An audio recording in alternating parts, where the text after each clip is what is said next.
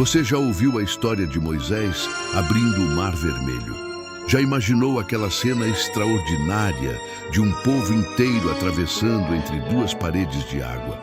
Mas poucos sabem o que aconteceu depois daquela travessia milagrosa. 40 anos. 40 anos de peregrinação por um deserto implacável, sob sol escaldante e noites geladas. Uma geração inteira nasceu, cresceu e morreu naquelas areias sem jamais pisar na terra que lhes fora prometida. E a razão por trás disso mudou tudo. Mas o detalhe mais surpreendente dessa história não são os 40 anos em si.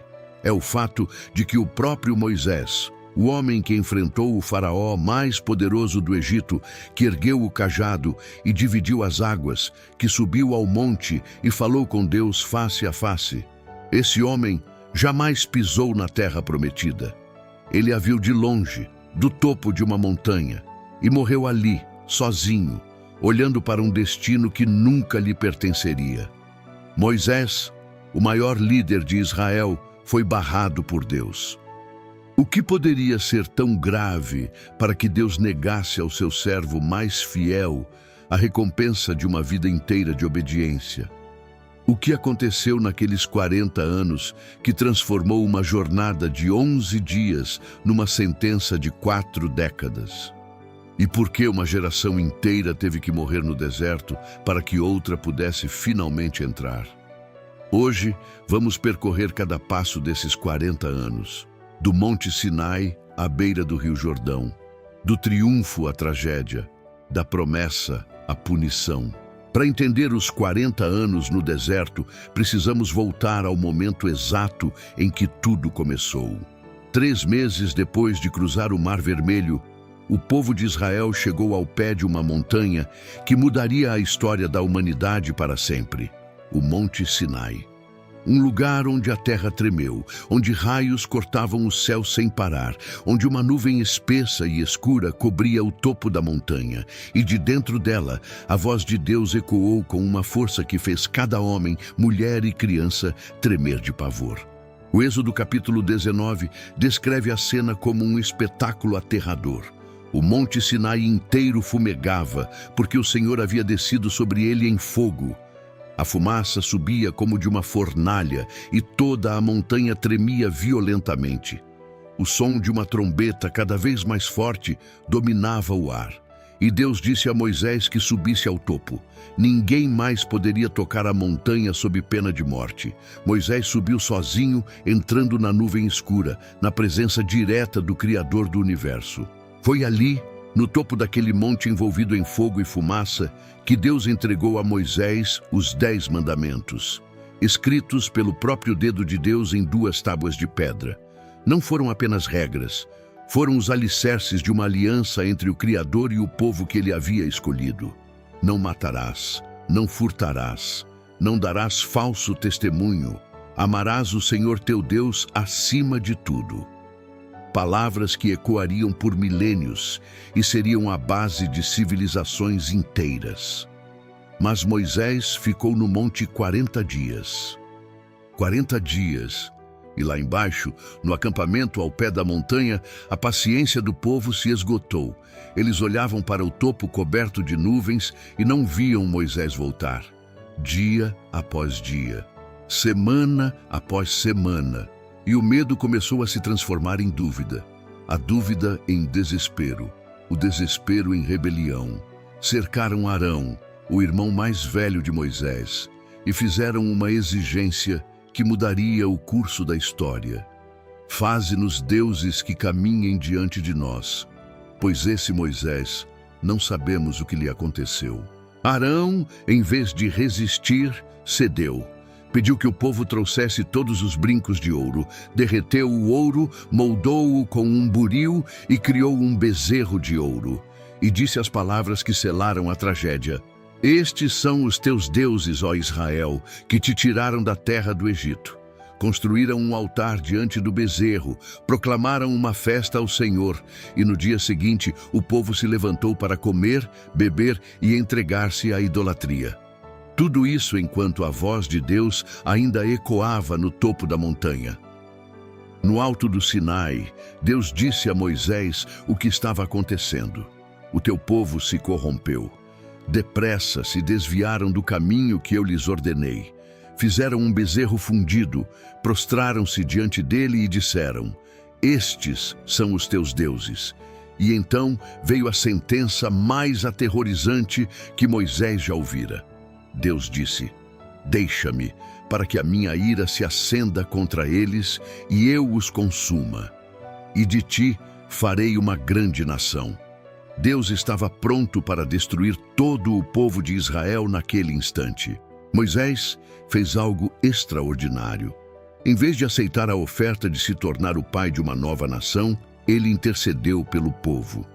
Implorou a Deus que lembrasse de Abraão, Isaque e Jacó. Lembrou das promessas aos patriarcas. E Deus se arrependeu do mal que dissera fazer ao seu povo. Moisés desceu a montanha com as 2 tábuas de pedra nas mãos. Quando chegou ao acampamento e viu o bezerro e as danças, sua ira se acendeu com tamanha força que lançou as tábuas e as despedaçou ao pé do monte. Moisés queimou o bezerro de ouro, moeu-o até virar pó, espalhou sobre a água e fez o povo beber. Depois convocou todos que estavam do lado do Senhor. Os filhos de Levi atenderam ao chamado.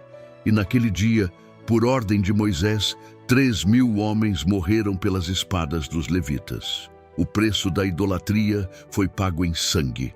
Mas Deus, em sua misericórdia, não destruiu a nação. Deu uma segunda chance. Moisés subiu novamente ao monte e Deus escreveu os mandamentos em tábuas novas de pedra. Com as novas tábuas veio uma nova chance. Deus ordenou a construção do tabernáculo, uma tenda sagrada que seria o centro da presença divina entre o povo. Revestido de ouro por dentro, coberto de peles por fora, com a arca da aliança em seu coração, contendo as tábuas da lei e a vara de Arão. Quando o tabernáculo ficou pronto, a glória de Deus desceu em forma de nuvem e o preencheu com tamanha intensidade que nem Moisés conseguia entrar. Deus habitava entre seu povo escolhido. A nuvem de Deus guiava o povo. Quando a nuvem se levantava do tabernáculo, Israel marchava. Quando a nuvem parava, Israel acampava. De dia, uma coluna de nuvem, de noite, uma coluna de fogo. Cada manhã, o maná caía do céu, um alimento branco e doce como mel que sustentava toda a nação. Deus proveu água, comida, direção e proteção. Tudo estava preparado para que a jornada do Egito até Canaã levasse apenas 11 dias. 11 dias de marcha. Mas o que deveria durar dias durou 40 anos. 2 anos após a saída do Egito, Israel chegou a Cades-Barneia, a porta de entrada da terra prometida. Deus ordenou que Moisés enviasse 12 espias, um líder de cada tribo, para explorar a terra de Canaã durante 40 dias. Eram homens escolhidos e corajosos. Entre eles estavam Josué, da tribo de Efraim, e Calebe, da tribo de Judá. Os 12 partiram rumo ao norte, atravessaram o deserto de Zin, subiram pelo Neguebe e chegaram até Hebrom, uma das cidades mais antigas do mundo. O que encontraram confirmou cada promessa que Deus havia feito. A terra realmente fluía leite e mel. A vegetação era exuberante, os campos eram férteis e as frutas eram de um tamanho que parecia impossível. Para provar ao povo, cortaram um cacho de uvas no vale de Escol, tão grande, tão absurdamente pesado, que 2 homens precisaram carregá-lo numa vara apoiada nos ombros.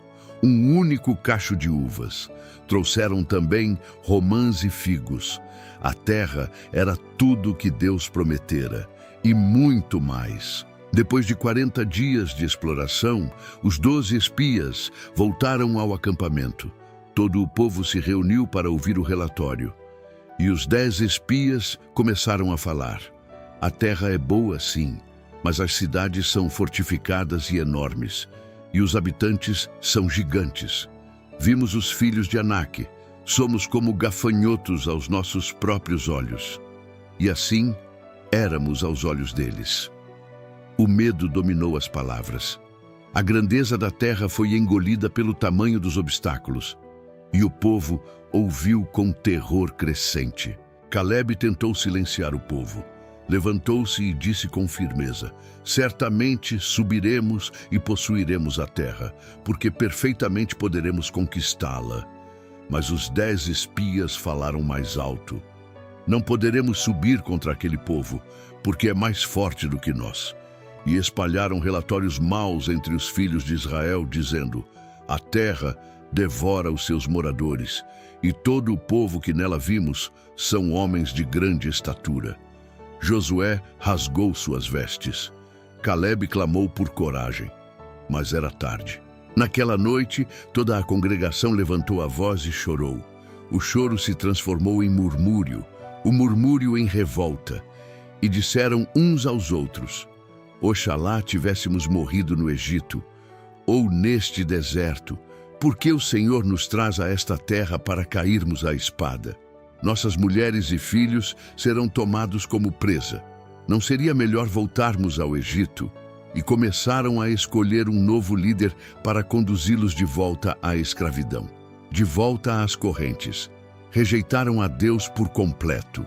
Josué e Calebe rasgaram suas vestes diante de toda a congregação e clamaram: a terra que percorremos é boa, boa demais. Se o Senhor se agradar de nós, Ele nos levará a essa terra e nola dará. Tão somente não sejais rebeldes contra o Senhor e não temais o povo dessa terra, porque são nosso pão. A proteção deles se foi e o Senhor está conosco. Não os temais. Mas o povo não quis ouvir. Quiseram apedrejar Josué e Calebe. E então a glória do Senhor apareceu no tabernáculo. Deus falou a Moisés com uma indignação que atravessou o deserto inteiro. Até quando esse povo me provocará? Até quando não crerá em mim, apesar de todos os sinais que fiz no meio dele? Deus havia aberto o Mar Vermelho, havia enviado pragas sobre o Egito, havia feito chover maná do céu e brotar água da rocha. E mesmo assim, diante da primeira prova de fé, o povo escolheu o medo. Escolheu a dúvida, escolheu a rebelião. E a sentença divina foi proporcional à gravidade da desobediência. A sentença foi devastadora. Deus declarou: segundo o número dos dias em que espiastes a terra, 40 dias, cada dia representando um ano, levarei sobre vós as vossas iniquidades durante 40 anos. Nenhum homem ou mulher acima de 20 anos que havia murmurado contra Deus entraria na terra prometida. Todos morreriam no deserto. Seus corpos seriam espalhados pelas areias ao longo de 4 décadas. Somente 2 homens daquela geração seriam poupados: Josué e Calebe. Mais ninguém. O povo ouviu a sentença e, num surto de arrependimento tardio, decidiu subir por conta própria para conquistar Canaã. Moisés avisou: não subais, porque o Senhor não está no meio de vós. Mas não ouviram. Subiram ao topo da montanha sem a arca da aliança, sem a presença de Deus, sem autorização divina. E os amalequitas e cananeus que habitavam aquela região desceram sobre eles e os derrotaram completamente, perseguindo-os até Hormá. A desobediência sem Deus é apenas presunção disfarçada. Então começaram os 40 anos. Anos de marcha sem direção fixa, anos de funerais diários. Cada amanhecer trazia a certeza de que mais alguém não acordaria. A geração que viu as pragas do Egito, que atravessou o mar em terra seca, que ouviu a voz de Deus no Sinai, estava condenada a morrer entre dunas e pedras. Mas os problemas não pararam com a sentença. Dentro do próprio povo surgiu uma rebelião que desafiou não apenas Moisés, mas o próprio Deus. O nome do rebelde era Coré. Coré era levita, primo de Moisés e Arão, um homem de posição dentro da comunidade. Mas queria mais. Reuniu 250 líderes respeitados de Israel e confrontou Moisés publicamente. Basta, disse ele. Toda a congregação é santa, cada um deles, e o Senhor está no meio de todos. Por que vocês se exaltam sobre a Assembleia do Senhor? A acusação era clara. Moisés e Arão haviam tomado a autoridade que não lhes pertencia. Era uma revolta aberta contra a ordem divina estabelecida. Moisés caiu com o rosto em terra. Depois se levantou e disse: amanhã o Senhor mostrará quem é dele e quem é santo. Ordenou que Coré e seus seguidores trouxessem incensários no dia seguinte. Quando o dia chegou, toda a congregação se reuniu para assistir. Coré, Datã e Abirão estavam diante de suas tendas com suas famílias. Moisés disse ao povo: afastai-vos das tendas destes homens. Se o Senhor criar algo novo e a terra abrir sua boca e os engolir, sabereis que desprezaram o Senhor. No instante em que Moisés terminou de falar, o chão, debaixo de Coré, Datã e Abirão, se abriu. A terra rasgou como tecido velho e engoliu os 3 homens, suas famílias, suas tendas e tudo o que possuíam. Desceram vivos ao abismo e a terra se fechou sobre eles. Um grito de horror atravessou o acampamento. O povo fugiu correndo, com medo de que a terra os engolisse também. E fogo desceu do céu e consumiu os 250 homens que ofereciam incenso. A justiça divina foi imediata. Mas nem a terra se abrindo, nem o fogo caindo do céu, ensinou o povo. No dia seguinte, a congregação murmurou contra Moisés e Arão, dizendo: vós matastes o povo do Senhor. E uma praga começou a se espalhar pelo acampamento. Arão correu com o incensário em chamas para o meio do povo e ficou entre os mortos e os vivos, intercedendo diante de Deus. A praga parou. Mas 14.700 pessoas já haviam morrido, além das anteriores. A rebelião custava sempre sangue. Os anos passaram no deserto. 37 anos de marcha silenciosa, de funerais constantes, de uma geração lentamente desaparecendo nas areias do Sinai. E então chegaram a Cádiz novamente, e Miriam, a irmã mais velha de Moisés, aquela que havia colocado o bebê Moisés no cesto sobre o rio Nilo, aquela que cantou e dançou após a travessia do Mar Vermelho, morreu ali e foi sepultada em Cádiz. O luto mal havia começado quando o povo recomeçou a reclamar. Desta vez, por falta de água.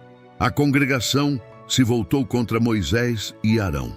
Oxalá tivéssemos morrido quando nossos irmãos morreram diante do Senhor. Por que nos trouxestes a este deserto, para morrermos aqui com nossos animais? Deus instruiu Moisés com uma clareza absoluta. Toma a vara, reúne a congregação e fala à rocha diante dos seus olhos. Fala à rocha, não bata nela, não golpeie, apenas fale. E a rocha daria água suficiente para todo o povo e todos os rebanhos. A ordem era simples, mas Moisés não a obedeceu. Moisés reuniu o povo diante da rocha, mas em vez de falar com a rocha conforme Deus ordenara, Moisés ergueu a vara e gritou: ouvi agora, rebeldes, devemos nós trazer-vos água desta rocha? E golpeou a rocha 2 vezes. A água jorrou em abundância. O povo e os animais beberam, mas Deus olhou para Moisés e disse algo que partiu o coração do maior líder que Israel já conhecera. Porquanto não crestes em mim para me santificar diante dos filhos de Israel, não entrareis na terra que lhes dei. O erro de Moisés não foi ter batido na rocha em vez de falar. Foi ter tomado para si a glória que pertencia a Deus. Devemos nós trazer-vos água? Como se o milagre viesse de Moisés e Arão, não do Criador. Num único momento de frustração, depois de décadas de fidelidade, Moisés falhou em representar Deus diante do povo. E a punição foi proporcional à responsabilidade. Quanto maior o chamado, maior a exigência. Moisés veria a terra prometida, mas nunca a tocaria com os próprios pés. Pouco depois de Meriba, Deus chamou Arão ao Monte Hor. Moisés, Arão e Eleazar, filho de Arão, subiram juntos diante de toda a congregação. No topo da montanha, Moisés tirou as vestes sacerdotais de Arão e as colocou sobre Eleazar. A transferência do sacerdócio aconteceu ali, em silêncio, sob o céu do deserto. Arão morreu no topo do Monte Hor. O primeiro sumo sacerdote de Israel, o homem que estivera ao lado de Moisés desde o início, partiu antes de ver o cumprimento da promessa divina. Com a morte de Arão, o povo mergulhou novamente no desespero. Contornaram a terra de Edom pelo caminho do Mar Vermelho e a alma do povo se angustiou naquele desvio. Começaram a murmurar contra Deus e contra Moisés mais uma vez. E Deus enviou serpentes ardentes entre o povo. As mordidas eram dolorosas e letais. Muitos morreram. O povo correu até Moisés e confessou: pecamos contra o Senhor e contra ti. Roga ao Senhor que tire de nós estas serpentes. E Moisés, mais uma vez, intercedeu. Deus não removeu as serpentes. Em vez disso, deu uma ordem que parecia absurda. Faze uma serpente ardente e coloca-a sobre uma haste. Todo mordido que olhar para ela viverá. Moisés fez uma serpente de bronze, colocou-a sobre uma haste e a ergueu no centro do acampamento. Quem era mordido e olhava para a serpente de bronze sobrevivia. O remédio não estava em fugir do problema, mas em confrontá-lo de frente, com fé. Séculos depois, Jesus compararia esse momento à crucificação. Os 40 anos chegaram ao fim. Uma geração inteira havia perecido no deserto. Dos 600.000 homens que saíram do Egito, apenas 2 permaneciam vivos: Josué e Calebe. Os únicos que 40 anos antes haviam dito: podemos conquistar. A nova geração, nascida no deserto, endurecida pela areia e pelo sol, estava agora reunida nas planícies de Moabe, diante do rio Jordão. Do outro lado, a terra prometida finalmente os esperava. Mas Moisés sabia que não cruzaria aquele rio com eles. Nos últimos dias de sua vida, Moisés reuniu todo o povo e fez o discurso mais importante da história de Israel. O livro de Deuteronômio registra cada palavra. Ele relembrou a lei, os mandamentos, as promessas e os erros do passado. Alertou contra a idolatria. Abençoou cada uma das 12 tribos, declarou Josué como o novo líder diante de toda a nação, e disse ao povo palavras que ecoam até hoje: escolhe a vida, para que vivas tu e a tua descendência, amando ao Senhor e apegando-te a Ele. Deus chamou Moisés ao topo do Monte Nebo, na cordilheira de Pisga, e de lá mostrou-lhe toda a terra, Gileade até Dan, todo Naftali, a terra de Efraim e Manassés, toda a terra de Judá até o mar ocidental, o Neguebe, a planície do vale de Jericó, a cidade das palmeiras, até Zoar. Deus disse: esta é a terra que prometi a Abraão, Isaque e Jacó. Eu te deixei vê-la com os teus próprios olhos, mas não passarás para lá. Moisés olhou para tudo. A promessa cumprida diante dele, mas inalcançável. Moisés morreu ali, no topo do monte, aos 120 anos. Seus olhos não estavam turvos, nem seu vigor esgotado. Deus o sepultou num vale na terra de Moabe, e ninguém jamais encontrou o seu túmulo. Israel chorou durante 30 dias. E então, Josué liderou o povo através do rio Jordão, que se abriu como o Mar Vermelho se abrira 40 anos antes. A promessa se cumpriu. Mas o homem que a perseguiu a vida inteira ficou para trás, lembrando ao mundo que até o mais fiel pode falhar.